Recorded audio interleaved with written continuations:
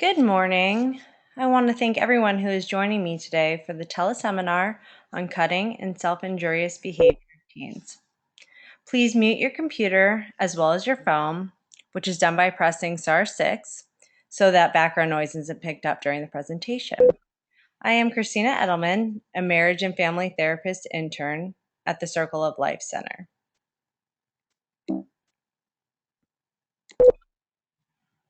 I went to graduate school at California Lutheran University and obtained my master's of science degree in counseling psychology with an emphasis in marriage and family therapy.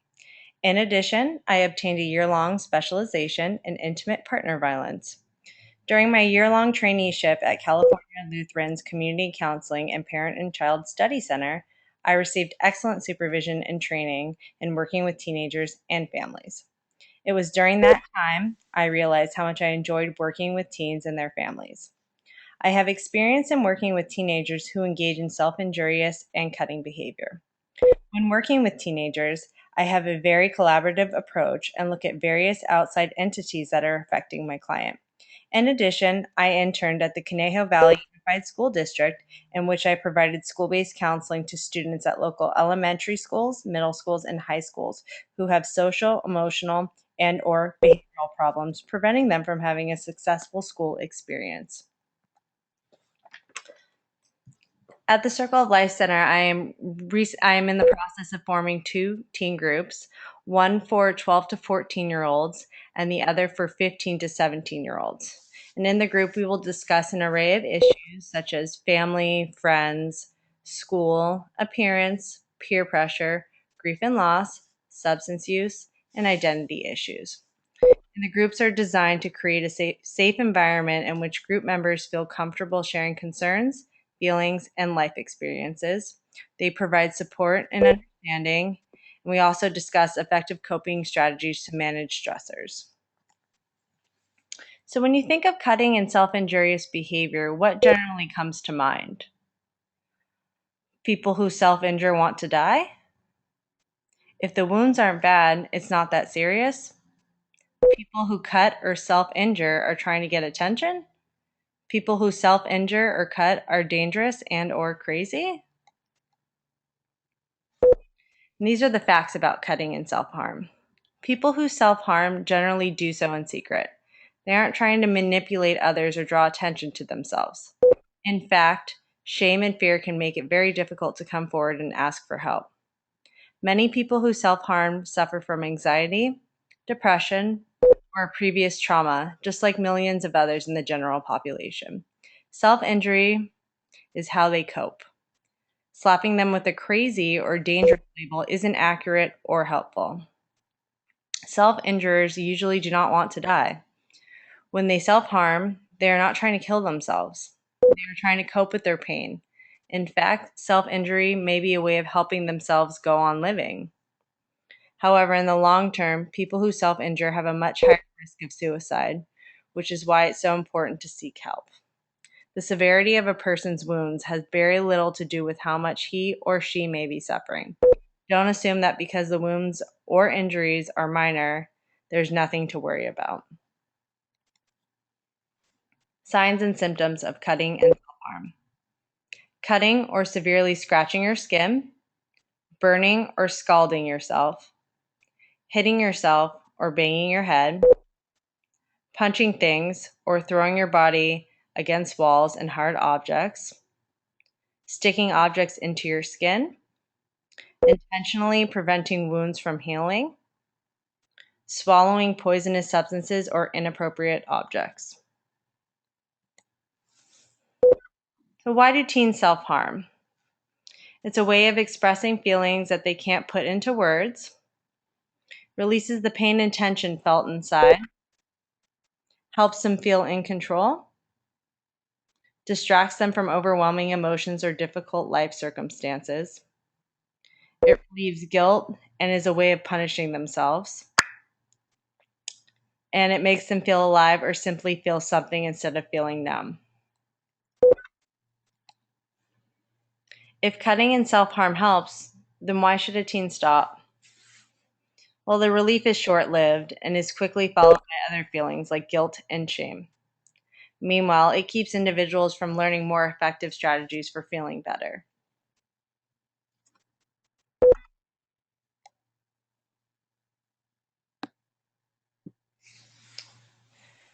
So, how can you help your teen if they're cutting or harming themselves?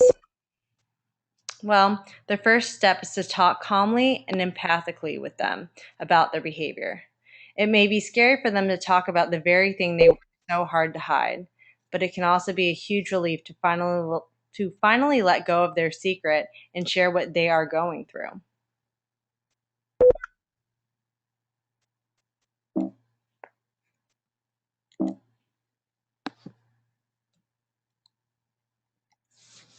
Help for cutting and self-harm. So when a teen gets help, they can begin learning how to manage overwhelming stress and emotions. Understanding why they cut or self harm is a vital first step toward their recovery.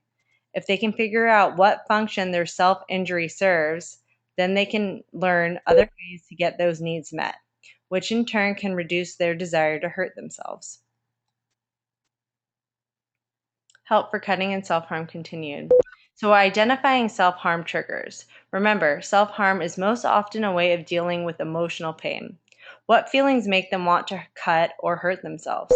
Is it sadness, anger, shame, loneliness, guilt, or emptiness? Once they learn to recognize the feelings that trigger their need to self injure, then they can start developing healthier alternatives. Help for cutting and self harm. Finding new coping techniques. Self harm is a way of dealing with feelings and difficult situations. So, if they are going to stop, they need to have alternative ways of coping in order to respond differently when they start to feel like cutting or hurting themselves. Alternative coping techniques. So, these are a couple different techniques that I like to use, and I think that would be helpful with teens who are cutting or engaging in self harm. They can paint, draw, or scribble on a big piece of paper. They can express feelings in a journal. They can compose a poem or song to express how they feel. You can write down any negative feelings and then rip the paper up. And they can listen to music that express what they're feeling. Professional treatment for cutting and self. Teenagers and their family members may need the help and support of a trained professional as they work to overcome the self harm habit. So consider talking to a therapist. A therapist can help the individual develop new coping techniques and strategies to stop self harming, while also help them get to the root of why they cut or hurt themselves. Discussing cutting while in a therapeutic environment. So, from my experience, I tend to do a thorough assessment whenever a teen is cutting or harming themselves. I begin by talking directly about this self harming behavior. I'll ask about their most recent incident, specifically what triggered the event, how they felt before, during, and after. Once a teen has identified triggers and the purpose cutting has served, then we discuss ways to replace the behavior with new and adaptive coping mechanisms. Once the teenager is more comfortable talking about their cutting and or self-harm, I incorporate family members into the sessions.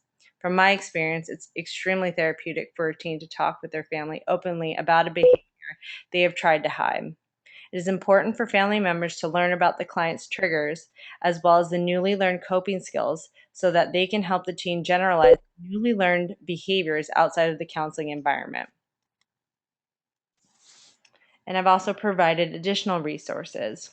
So if you're not sure where to turn, you can call Safe Alternatives Information Line at 800-366-8288, and they will provide you referrals and support for cutting and self-harm.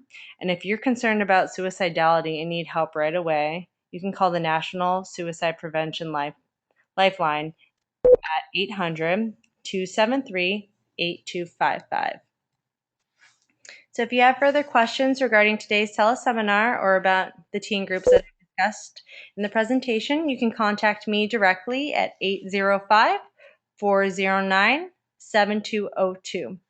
And if you have any questions, you can ask now or you can contact me on that line. Does anyone have any questions?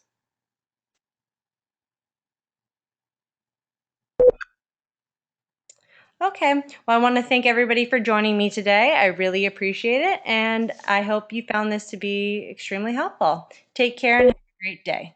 Bye-bye.